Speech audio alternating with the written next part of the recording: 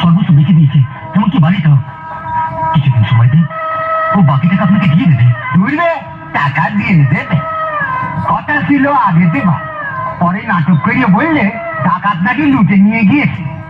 এখন আবার শালু ভাওতাবাজি। টাকা না পেলি আমার রামচন্দ্র বিয়ে পিড়িতে পৌঁছবে। ও কথা বলবেন না, বড় কষ্ট করে আমি বোনটার বিয়ে দিচ্ছি। বিয়ে না হলে আমার বোনটা লগ্ন চেষ্টা হয়ে যাবে। আর দয়া করে একটা গরিব মেয়েকে বাঁচান।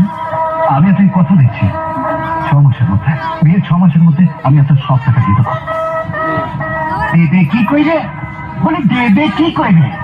এই তো একটু আগে শুনল যে কাল থেকে তুমি নিরাশ্রয়, মানে ভিকি।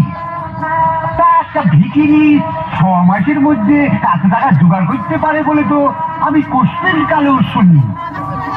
রাম, এই ওঠ, ওঠ, ওঠ, অনেক হয়েছে।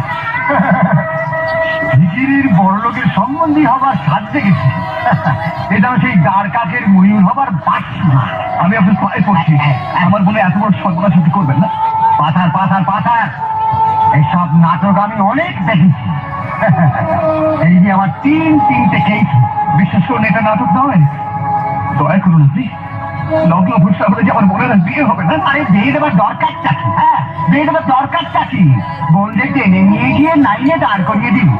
হ্যাঁ, তোর শীতে বোন তোর জন্য অনেক টাকা কাইনে নিয়ে আসবে। আমার বোনকে দিকে আমি লাইনে চোখে শুনলে ওকে বলবো, শুনলে ভাই কত বড় ধ্যান না আমার গায়ে হাত দিয়েছে, কত বড় ধ্যান না। আমি জানতুম এটা হচ্ছে ছোট লোক ইঁদুরের ঘর।